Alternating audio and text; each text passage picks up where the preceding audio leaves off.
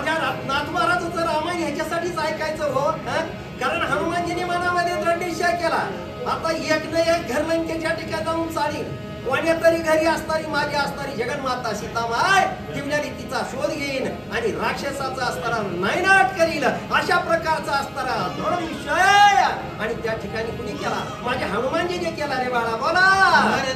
इंद्रजिताचा प्राण यासी करी नरन कंदना रणी मारिन राक्षस गणा सीता रत्न शोधावया. हनुमानजीने मनामध्ये दृढ निश्चय केला, पुन्हा खून घाट मानली, लंकेच्या ठिकाणी जाईल, राजा रावणाचा मुलगा इंद्रजित त्याला असणार गाणणार आहे, त्याची पिळवणूक करणार आहे आणि राक्षसाच्या हरीच्या हरी असणाऱ्या मारून टाकील, अशा प्रकारचा दृढ निश्चय आणि त्या ठिकाणी माझ्या हनुमानजीने केला. बाळा. बोला. ऐकोनी राक्षसीचे वचन मागे देखोनी करुणी उपराटे किरण आला पण लंकेशी. काय किती गोड आहे. त्या ठिकाणी हनुमानजीने त्या राक्षसीच्या मुखातून सगळं हे वर्णन ऐकलं. हनुमानजी असताना समोर उभे होते. हनुमानजीने उड्डाण केलं महाराज, उड्डाण करून आणि त्या लंकेच्या ठिकाणी असताना माझ्या हनुमानजीचं आगमन झालं रे बाळा. बोला. रावणाचा विजय केला, त्यांचा पुछ केला घात, सम्मुख पाळीला लंक्यात तिने आकांत राक्षसा. या ठिकाणी नाथमहाराजांनी वर्णन केलंय, लंकेमध्ये ज्यावेळेस हनुमानजी गेले त्यावेळेस त्याचा विजयाचा ध्वज लावलेला होता लंकेवर. तो असताना ध्वज हनुमानजीने शेपटाचा फटकारा मारला असताना खाली पाडून टाकला. का? पहिला अपशकुन लंकेच्या राजा रावणाला माझ्या हनुमानजीनं आणि त्या ठिकाणी केलं. बाळा. बोला. सहित शिखरे विजय केता पडिला देखे लंक्यात तिने दचकला लंकानाथ आला नर्थ लंकेशी. काय केलं? विजय ध्वज पाडला आणि असणाऱ्या त्या लंकेमध्ये असणाऱ्या सुवर्णाची असणारी ज्या हारीची हारी होत्या त्या सगळ्या खाली पाडल्या. अशा प्रकारचा वृत्तांत लंकेच्या राजा रावणानं ऐकलं, बघितलं. लंकेचा राजा रावण दचकाला महाराज, भीती निर्माण झाली त्याच्या पोटामध्ये. बाळा. बोला. नाही वायूचा झडारा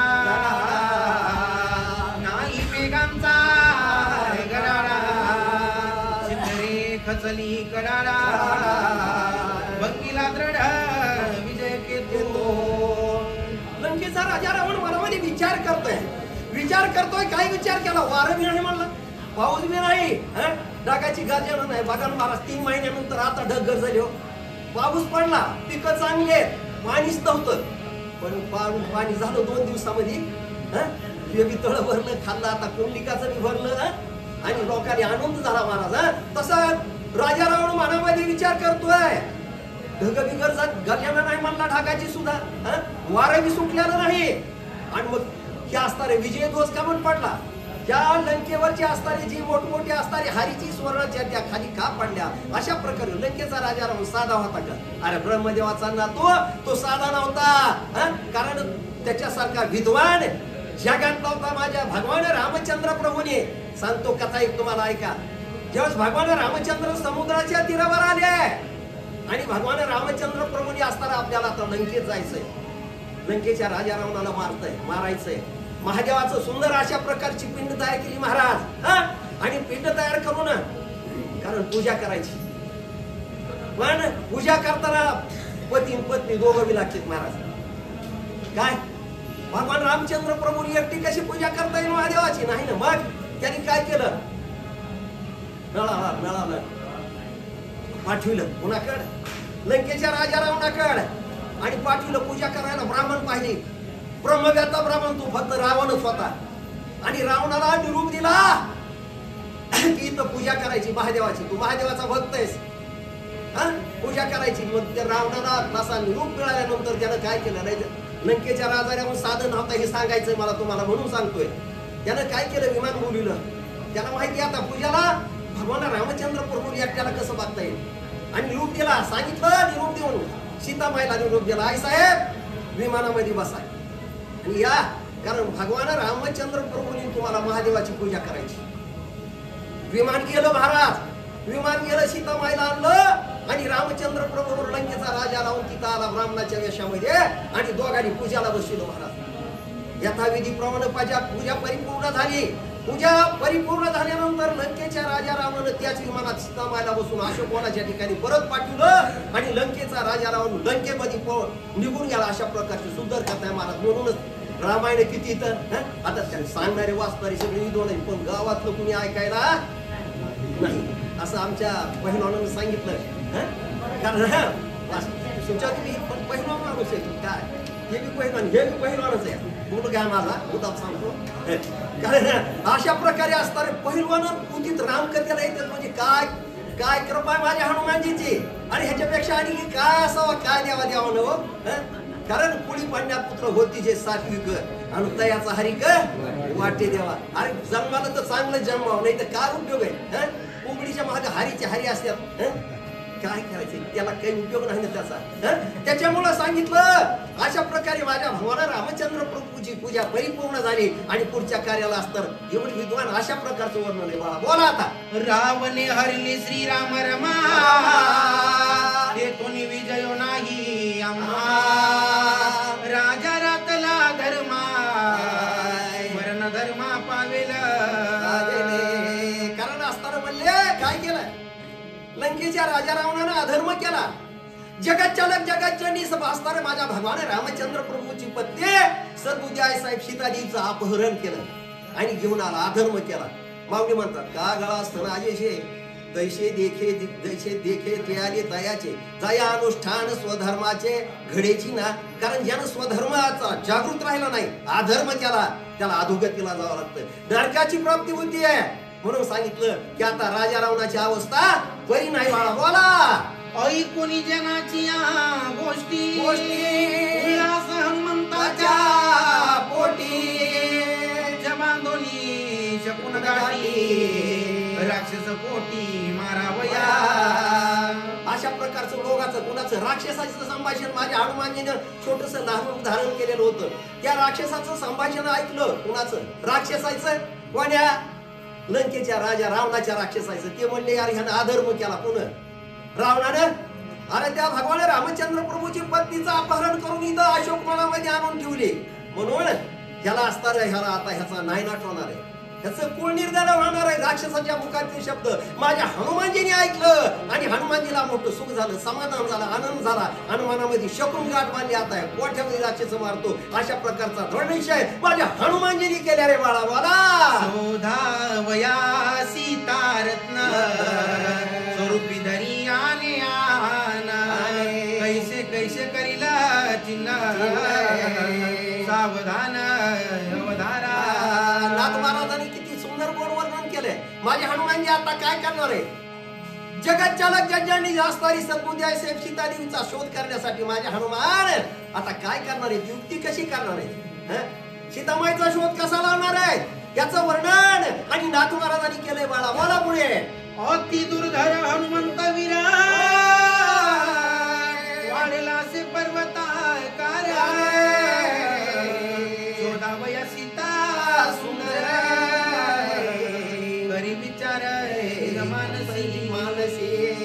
काय किती बोल, किती रामायण चांगलंय महाराज. ऐका ज्याच्या भाग्यात आहे, भाग्याचा उदय ते जोडिले संत पाय. संत चरण रज लागता सहज, वासनेची बीज जळून जाये. मग राम नामे उपजे आवडील सुख घडोघडी. अरे ज्याला सुख पाहिजे असेल त्याला रामकथा ऐका.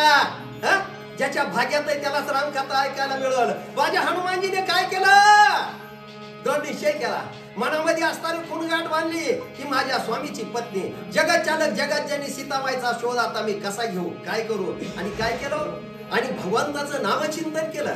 भगवान रामचंद्र प्रभूचं मनामध्ये स्मरण केलं. मोठ्यानं असणार प्रभू रामचंद्र भगवान की जय अशी गर्जना झाली पाहिजे. माझ्या आईने पूर्ण काहीच बोलले नाही. कारण असणार माझ्या बहिणी मोठ्यानं गर्जना, डोंगरच आहेत ना चौकून बघा ना, पिपळण चिकन बिळण सगळे डोंगर. मी बी गावणाऱ्याच आहे, आमच्या सगळ्या डोंगरातच आहे. असं डोंगरात गर्जना झाली पाहिजे. इकडे ह्यांनी गमतडीची आली तिकडे नाही काही, पण गरजत ते डोंगर सुद्धा गरजत महाराज. प्रभू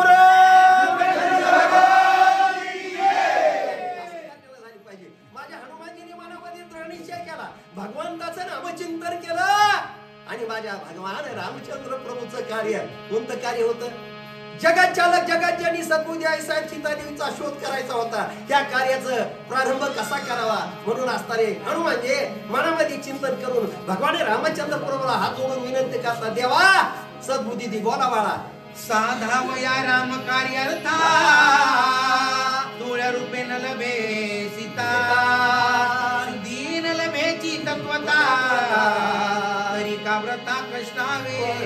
हनुमानजीने सांगितलं, मी जर आता माझा हनुमानजीचं जे रूप आहे हे प्रत्यक्षात घेऊन जर मी असताना सीतामाईचा शोध घेऊ लागलो तर हे राक्षस माझा विघ्न करतील मग, आणि सीतामाईचा शोध घेणं अवघड होईल.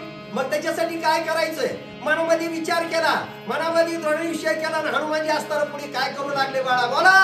ऐसे सा करुणी विचार झाला सामान्य वानर कोठे गोचर कोठे अगोचर सिद्धार्थ नगर शोधावया. नाथ महाराजांनी सुंदर वर्णन केलंय. कसलं रूप घेतलं हनुमानजीने. लहान, सगळ्यात लहान छोट. कारण का बघा ना तुम्ही, लहान रूप घेतल्यानंतर काय फायदा होतो. हत्ती लाकडं फोडतोय, बरोबर आहे. आणि बघा ना तुम्ही, असं सुंदर छोट्या रूप माझ्या हनुमानजीनं धारण केलं. आणि लहान रूप धारण करून असताना माझे हनुमानजी आणि भगवान रामचंद्र प्रभूची पत्नी जगत चालक जगत ज्यांनी सीतामाईच्या शोधाला सुरुवात केली रे बाळा. बोला. माझा आत्मा श्री रामचंद्र हनुमंते निज निर्धारा तेने जाणून विघ्न संभारा गेला समुद्रा लंगीला. हनुमानजी काय म्हणते, मी समुद्र उल्लंघन केलं असं म्हणले नाही. त्यांनी सांगितलं माझा भगवान रामचंद्र प्रभू किती कृपाळू आहे, माझा भगवान किती दयाळू आहे. माझ्या भगवंतानं माझ्यावर दया केली आणि दया करून 400 कोसाचा समुद्र उल्लंघन करून या लंकेच्या ठिकाणी मी आलो. आणि माझ्या भगवान रामचंद्र प्रभूच्या असणारी पत्नी सीतामाईच्या शोधासाठी या ठिकाणी आलो. अशा प्रकारचं वर्णन आहे. बाबासाहेब खाडे तुम्हीच बसा. 120 पर्यंत करून घ्या. आठवणे राहिले तर 60-70 वगैरे राहिले तर झालं. मग त्याला काय आता होत त्याचा राहिलं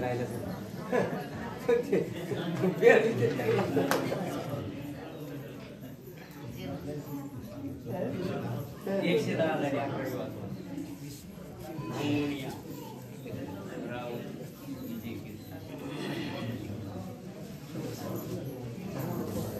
कुंडली कवरधारी विठ्ठल